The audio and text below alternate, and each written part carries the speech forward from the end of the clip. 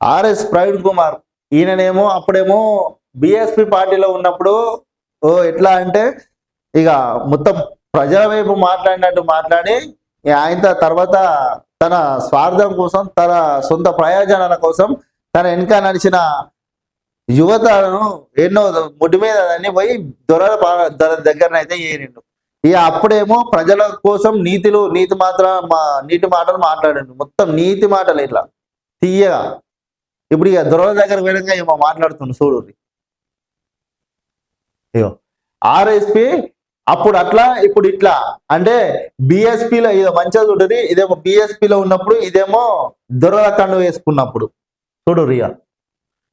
నాడు కేసీఆర్ తిట్టి ఇప్పుడు జై కొట్టి, అప్పుడేమో కేసీఆర్ ను తిట్టిండు, ఇప్పుడేమో అదే కేసీఆర్ కు జై కొడుతుండు. అప్పుడు V6 సూపర్ అన్నావు, ఇప్పుడు ఆ ఛానల్ చూడొద్దు అంటున్నావు.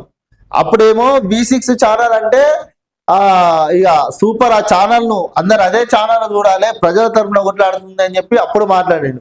ఇప్పుడేమో ఆ ఛానల్ చూడొద్దని మాట్లాడుతుండు ఈ ఆర్ఎస్ ప్రవీణ్ కుమార్. నీకు జై అంటే సై, లేదంటే నై, అంతేనా? కేసీఆర్ ద్వారా అన్నావు, రాజ్యాంగం నిర్వీర్యమైందన్నావు, నీ అంత కుటుంబ పాలన అని విమర్శించావు, ఇప్పుడు జాతిపిత అంటున్నావు. అప్పుడు అట్లా ఇప్పుడు ఇట్లా.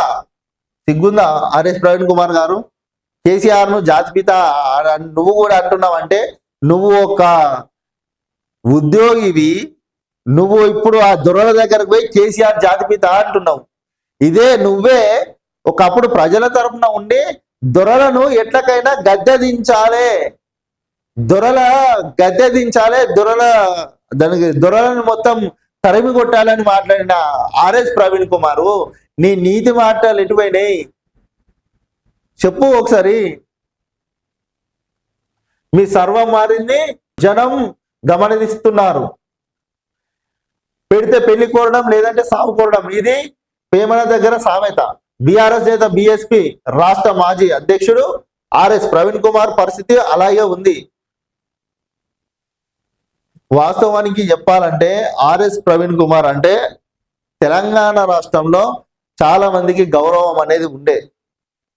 తాను ఉద్యోగానికి రాజీనామా చేసి నేను ప్రజల మనిషిని అని చెప్పి బిఎస్పి పార్టీలో చేరి ప్రజల తరపున కొట్లాడనీకి నేను వస్తున్నా మీ ముందుకు, నా వెంట మీరు అందరు రావాలి అన్నప్పుడు ఆర్ఎస్ ప్రవీణ్ కుమార్ గారి వెనుక వేలాది మంది వచ్చారు.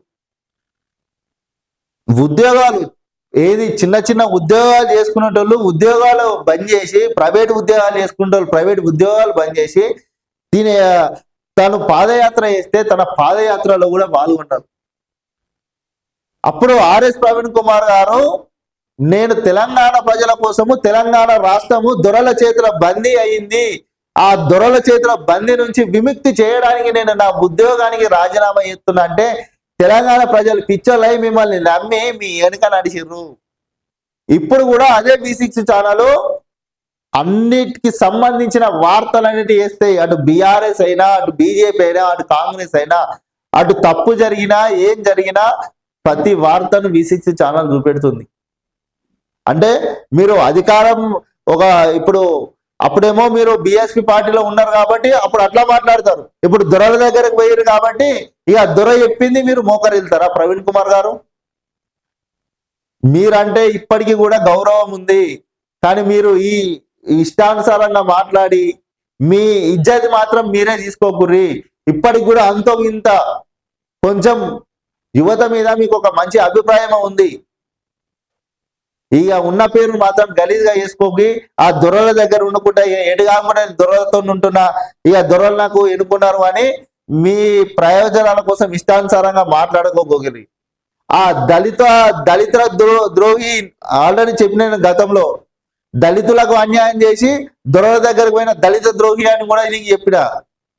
ఇక బంద్ చేసుకోరు ఇప్పటికైనా మీరు.